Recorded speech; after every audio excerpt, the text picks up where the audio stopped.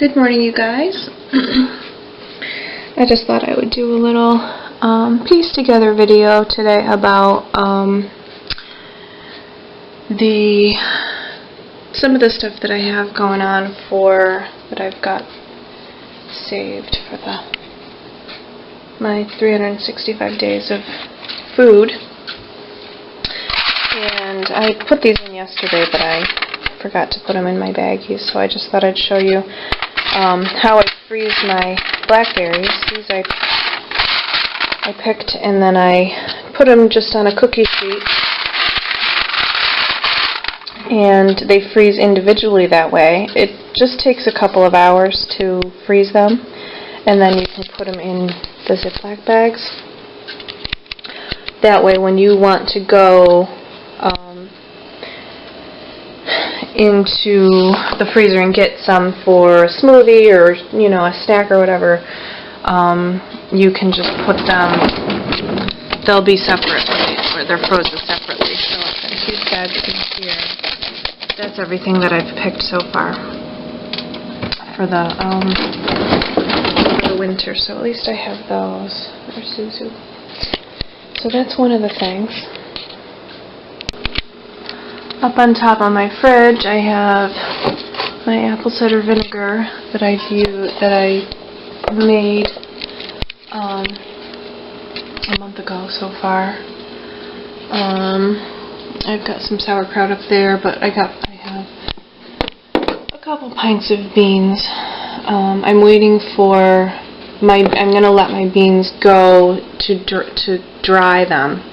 So the ones in the garden I'm going to dry for dry beans, so I can just make, soup and stuff out of those. So here are just the red potatoes that I've picked so far. This was all I had. I just had a few potatoes that I had that I kept in storage over the winter, and then I just stuck them in the ground in my no-dig potato garden.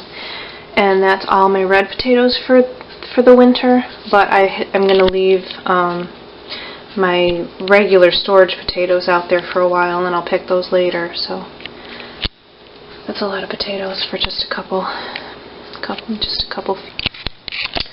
These are some of my patty pan squash that I have let go so that they're hard. And last year I had these, and I really intended to just use them for decoration because they're so pretty for fall. But they were still edible. Well into, the fall. And I've left, these are just a few of them. I've got a few more over here, but I mean, they're pretty hard. And so I'm going to try to store these. I'm going to leave a lot because I've got tons and tons of these. These are my favorite. I get the seeds from Baker Creek Heirloom Seed Company. And they're so mild and so good. They're just easy to bake. You can bake them, fry them, whatever. So I'm going to see how long these will last for me. And the ones in the garden I'm going to leave so that they get harder. But look how big they get. So that'll be one of my storage. This is going to be a great storage thing for the winter. Right, Callie?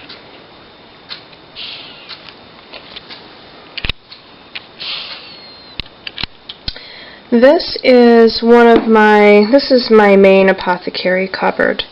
I have several cupboards all over the house that I keep a lot of my stuff in. It's just an old cupboard.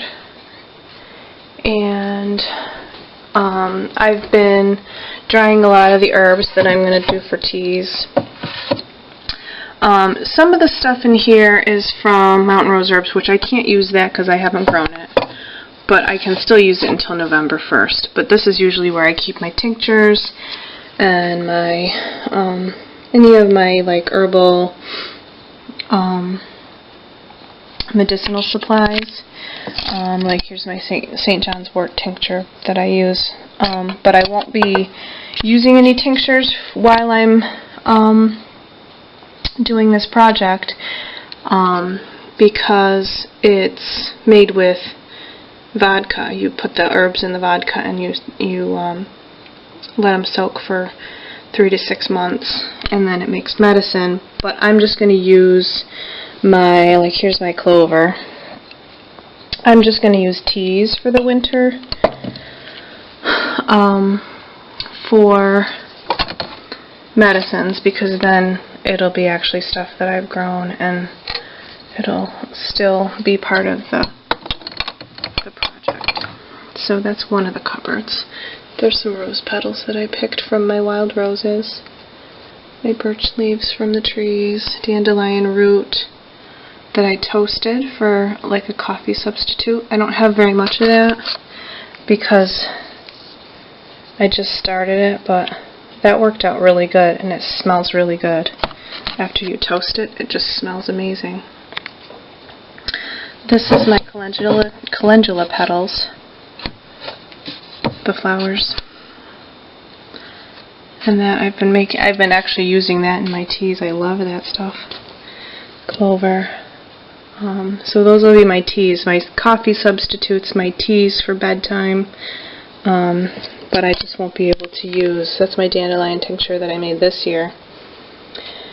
And that's still sitting. I haven't strained that yet. That's still sitting in the vodka. So I'll strain that, and I'll only be able to use it for myself, but I can give it to other people if they want it.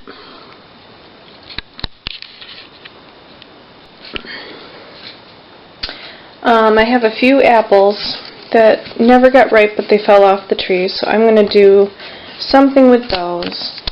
I've got some more squash. Some of my tomatoes started to ripen, so look how pretty those are.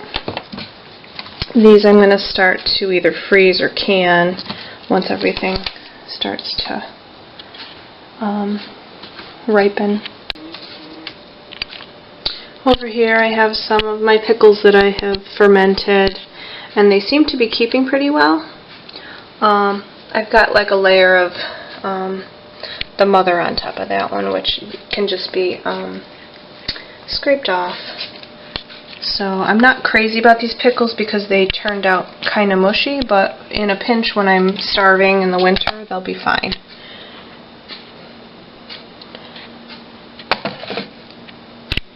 One more thing, I panned over this while I was showing you my canned stuff, my kombucha. I'm going to have to stop drinking my kombucha for the year because kombucha needs sugar to keep your mother or your culture alive. So I'm going to have to, I did a little bit with just regular herbal tea that I grew, which is really strange because it turned this color. I used regular sugar, but I used herbal tea, and it tasted alright. It wasn't as strong, but it's a very strange color. It matches my kitchen really well, but it's strange. So it's okay because I'll have other fermented stuff for probiotics and stuff. So I'm gonna not drink my kombucha for a year, which is going to be hard for me because I love it. So what I have in the house doesn't seem like a lot, but if you consider all the stuff I still have growing that I haven't harvested yet, and some of the stuff that I have in here, I do have some teas and stuff in my little shop out here. Hopefully I'll have enough. I've got catnip here for my teas. That's a really good nighttime tea. That's one of my favorites. And this is my lemon balm that I dried. I've got another whole huge amount of lemon balm to dry. So I've got a whole field of flax that I can save the seeds from and eat those for stuff. These are all my dried flowers. I still have my mustard and that I can eat the seeds or sprout the seeds in the winter. There is some mugwort for tea. There's some more mustard over there.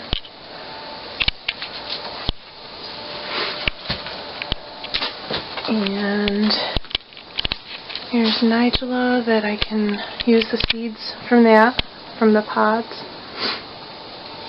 for, it's almost like a pepper substitute.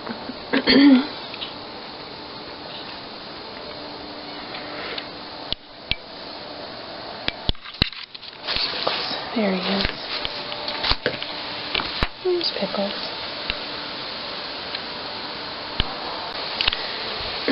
So there's a lot of stuff that I'm going to keep in the ground too for the winter.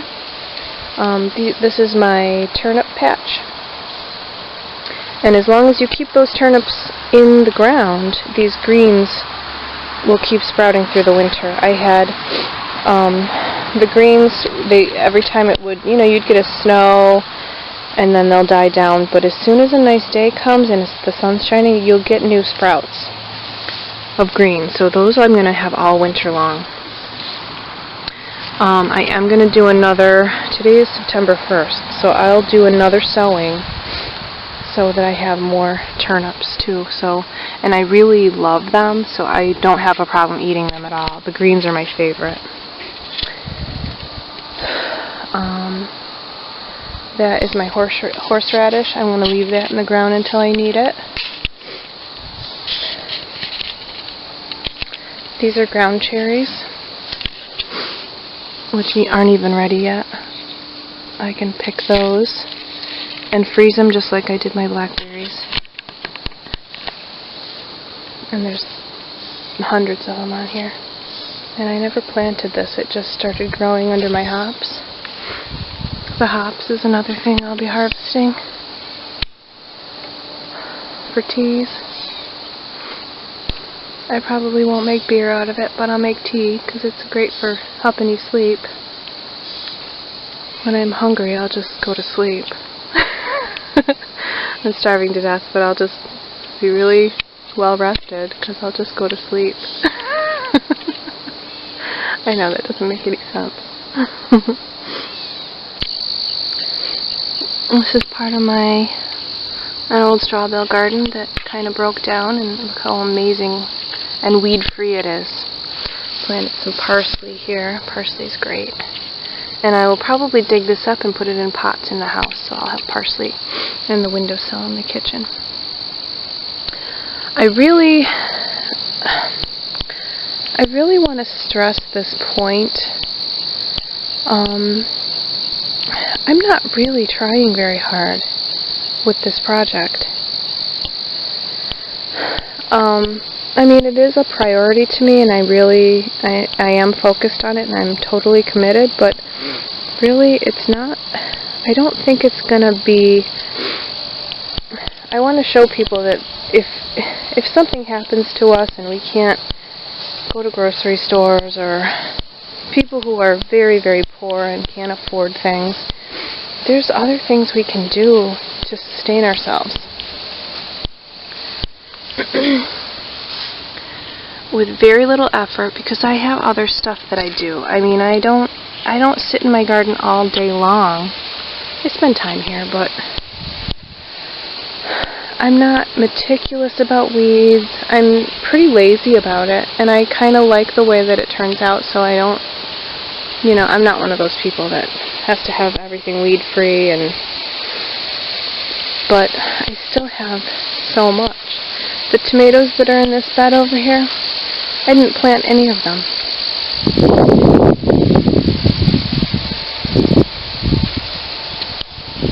These are all reseeded in the spot from last year. And there are hundreds of tomatoes on here. This actually was a bed for dried flowers. And I have abundant crops little tomato.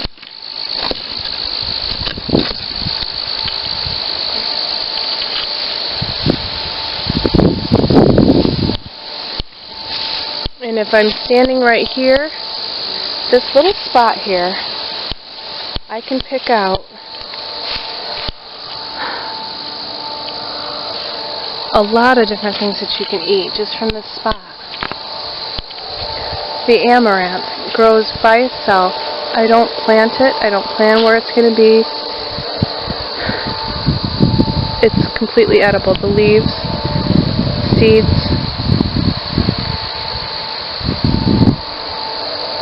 Most grasses, well, all grasses are edible. We have dandelions, clover, self-heal, lamb's quarters. That is a lamb's quarter.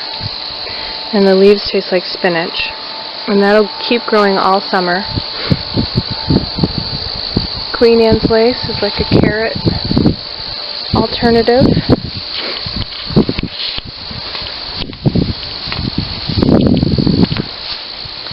One of my favorite wildflowers is this chicory. The root is, you can dry the root and roast it as a coffee substitute.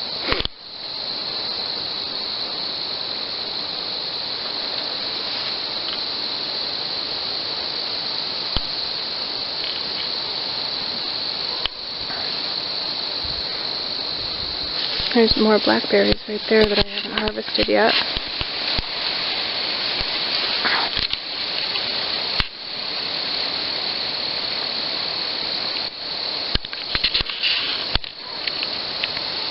The leaves from the blackberry plants are also something I make tea out of.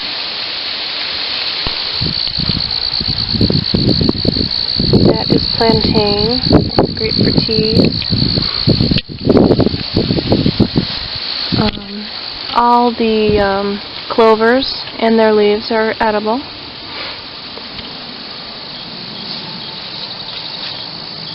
All parts of the daisy plant are edible. If you have wild daisies, they actually have like almost a peppery taste.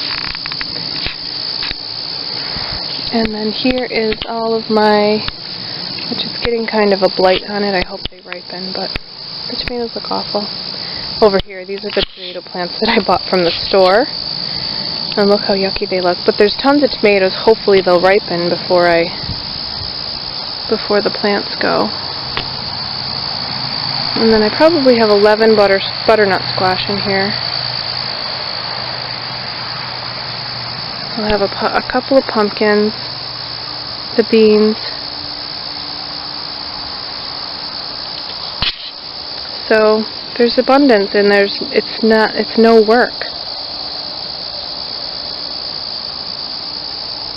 So